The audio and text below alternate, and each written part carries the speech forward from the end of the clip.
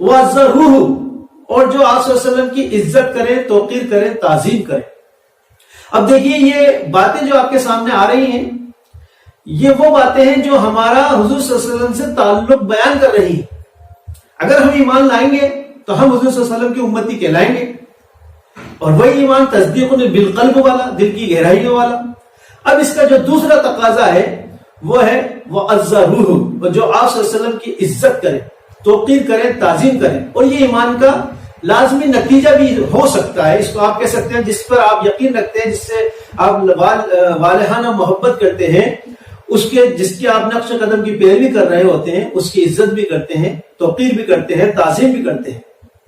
اور واقعہ یہ ہے کہ آج اس گزرے دور میں بھی نبی صلی اللہ علیہ وسلم سے محبت کرنے والے اتنے مل جائیں گے کہ دور دراز میں اگر کوئی شاطی میں رسول کوئی گستاخی کرتا ہے تو پورے مسلمان اس کا پوری شد و مت کے ساتھ جواب دیتے ہیں۔ اس پر الحمدللہ ہمیں کہنا چاہیے کہ اتنی محبت ابھی ہمارے دلوں میں ہے، حالانکہ اس کو نکالنے کی بہت کوشش کی گئی ہے دشمنان اسلام کی طرف سے کہ یہ مرکزی شخصیت جناب رسول اللہ صلی اللہ علیہ وسلم کو معاذ اللہ مجروح کیا جائے تاکہ ان کی محبت کم ہو، اور یہ وقت وقت پر چیک کرتے رہتے ہیں۔ کبھی کوئی بدبخت اٹھے گا، کوئی کارٹون بنائے گا، کبھی کوئی بدبخت اٹھے گا، کچھ بد کلامی کرے گا، تو اب یہ دیکھتے ہیں کہ اس کا پوری دنیا کے مسلمانوں پر کیا اثر ہوا۔ بہرحال تو جس کا جو دوسرا تقاضا ہو سکتا ہے وہ وَعَزَّرُوهُ، اور آپ صلی اللہ علیہ وسلم کی عزت کریں۔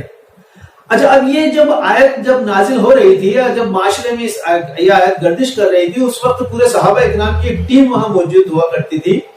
اب وہ لوگ تو آپ صلی اللہ علیہ وسلم کی عزت ان معنوں تک کرتے تھے کہ آپ کی مجلس میں ایسے بیٹھتے تھے جیسے کہ آپ کے سروں پہ پرندے بیٹھے ہو، بالکل سامد و شامد ہو کر۔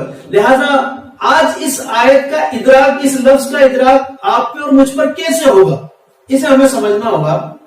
دیکھیے واقعہ یہ ہے کہ نبی صلی اللہ علیہ وسلم کی جو فرمودات ہیں، وہ فرمودات نبی صلی اللہ علیہ وسلم کی آواز ہے، اور عزت کا ایک درجہ بھی اسی سے نکلتا ہے۔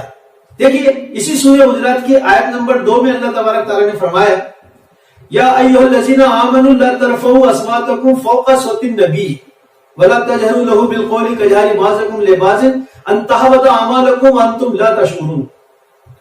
یا ایمان والو، اپنی آوازوں کو نبی کی آواز پر بلند نہ کر دینا جیسے کہ تم آپس میں ایک دوسرے کی آوازوں پر کر لیتے ہو، مبادا تمہارے اعمال غارت ہو جائے اور تمہیں پتہ بھی نہ چلے۔ یعنی کہ نبی صلی اللہ علیہ وسلم کی آواز پر اپنی آواز کو بلند کر دیا تو اس پر یہ فرمایا گا تمہارے اعمال حبت کر لیے جائے، تمہیں پتہ بھی نہ چلے۔ تم تو سوچو گے میں نے کوئی کبیرہ گناہ نہیں کیا، میں نے کوئی اتنی بڑی گستاخی نہیں کی، لیکن آپ کا بہت بڑا نقصان ہو چکا ہوگا اور آپ کے مقبول اعمال ختم ہو گئے ہوں گے، زیرو ہو گئے ہوں گے۔ کس بنیاد پر؟ کہ آپ نے نبی صلی اللہ علیہ وسلم کی آواز پر اپنی آواز کو بلند کر دیا، آپ نے وہ عزت کا جو مرحلہ تھا اس سے آپ آگے نکل گئے۔ لہذا یہ آج کے زمانے میں ہم پر کیسے عائد ہوگی؟ یہ اس طرح عائد ہوگا کہ مثال کے طور پر کوئی دو افراد ہیں، دو شخص ہیں، دو خاتون ہیں، دین کے معاملے میں آپس میں بات کر رہی ہیں اور تھوڑی بحث و مباحثے تک بات پہنچ گئی ہے۔ اب ایک شخص یہ کہتے ہیں کہ نبی صلی اللہ علیہ وسلم نے یہ فرمایا ہے، اب دوسرے پر یہ لازم ہوگا کہ وہ اس کو اس وقت چپ ہو جائے۔ اگر وہ کہے کہ نہیں میں یہ کہتا ہوں تو اس کا مطلب یہ ہے کہ آپ نے نبی کی آواز پر اپنی آواز کو بلند کر دیا۔ ہاں یہ اور بات ہے کہ ہم اس کو بعد میں چیک کر لیں کہ آیا نبی صلی اللہ علیہ وسلم نے فرمایا بھی ہے نہیں ہے، کیونکہ ہمارے محدثین اکرام نے اس میں بڑی محنتیں کی ہیں اور جو ضعیف احادیث ہیں ان کا الگ مجموعہ بنا دیا ہے تاکہ چیزیں غلط ملت نہ ہو۔ تو یہ اور بات ہے کہ ہم اس کو چیک کر لیں کہ آیا یہ بات فرمائی بھی ہے یا نہیں، یہ موضوع ہے یا کیا ہے، لیکن اس وقت لازم ہوگا کہ آپ خاموش ہو جائیں، وگرنہ اعمال زیرو ہو جائیں۔ تو یہ عزت کا تقاضا ہے۔